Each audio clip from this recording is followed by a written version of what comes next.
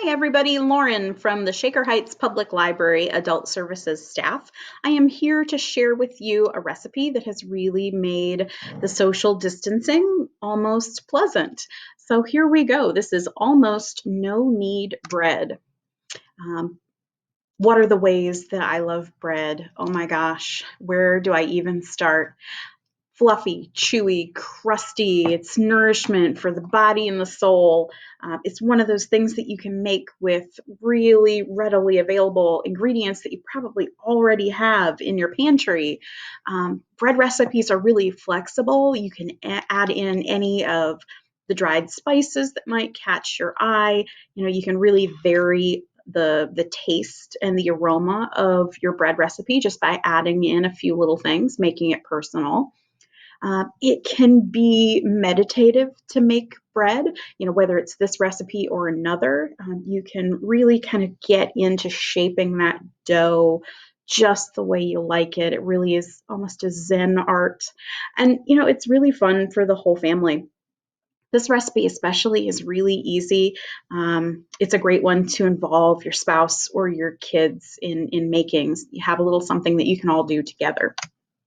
So this is the almost no knead bread recipe that I have adapted from America's Test Kitchen. It's a super popular recipe. There's adaptations all over the internet.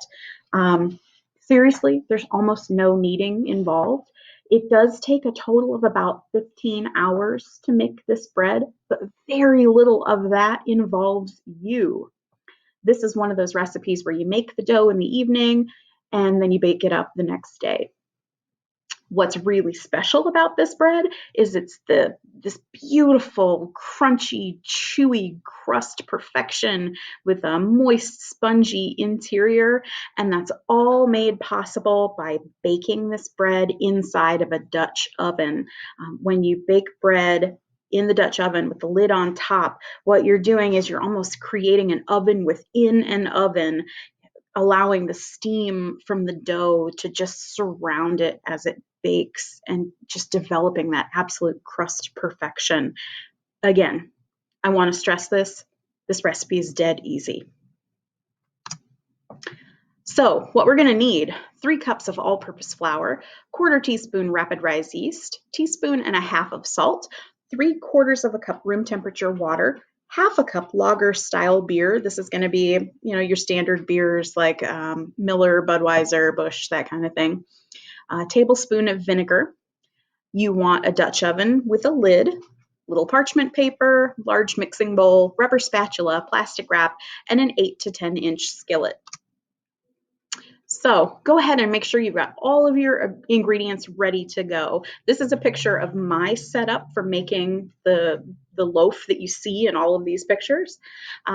If you're paying close attention to the recipe that I read off just a moment ago, you're going to notice that there are a couple of additions here that aren't included. I've got a half a teaspoon of rosemary and 1 teaspoon of dried onion. You can try these in your loaf if you like. Remember, I said you can really make this recipe your own.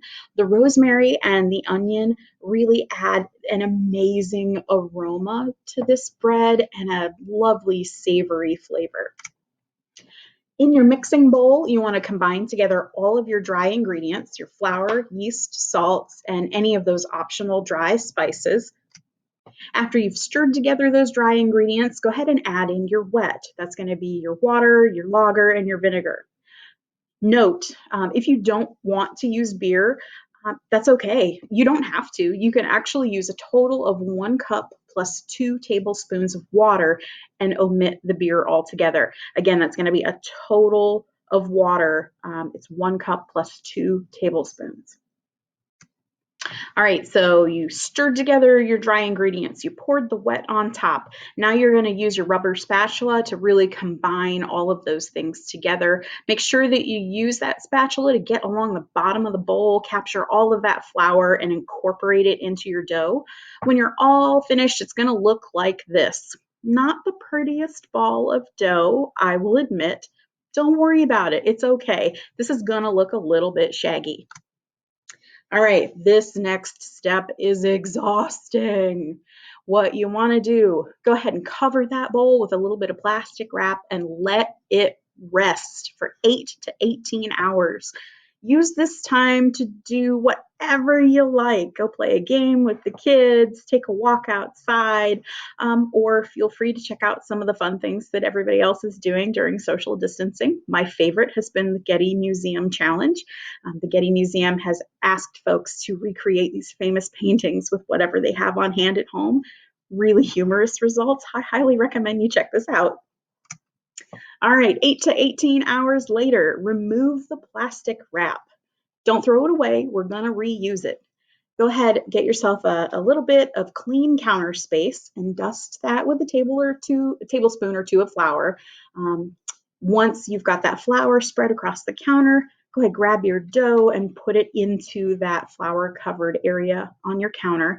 You're going to knead this dough for about, 15 times.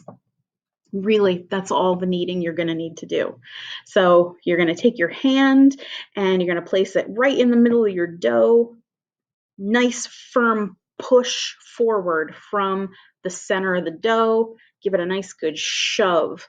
Then you can take the edges of the dough, fold them right back up in the middle again, put your hand in there, give it another shove.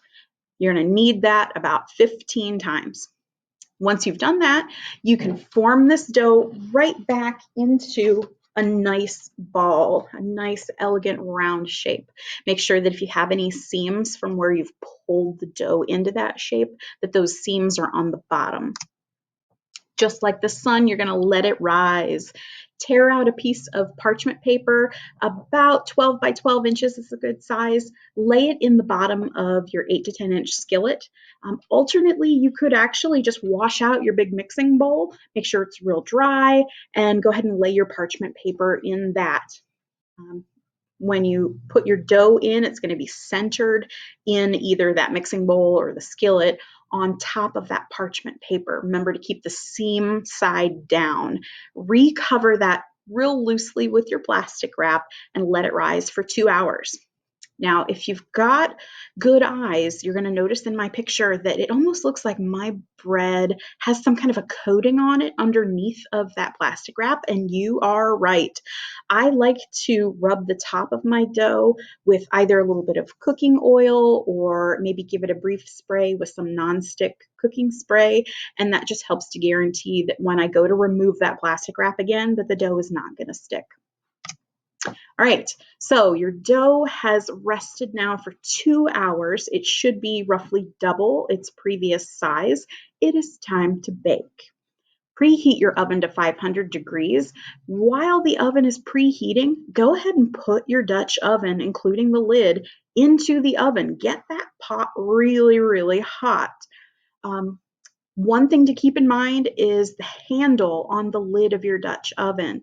You want to make sure that your handle is metal. If you've got a plastic or a resin handle, it really isn't going to do well with that high temperature in the oven. So if you have one of those resin or plastic handles, you may want to consider taking that handle off. You can always lift up your lid using some pot holders. Just be real careful and gentle.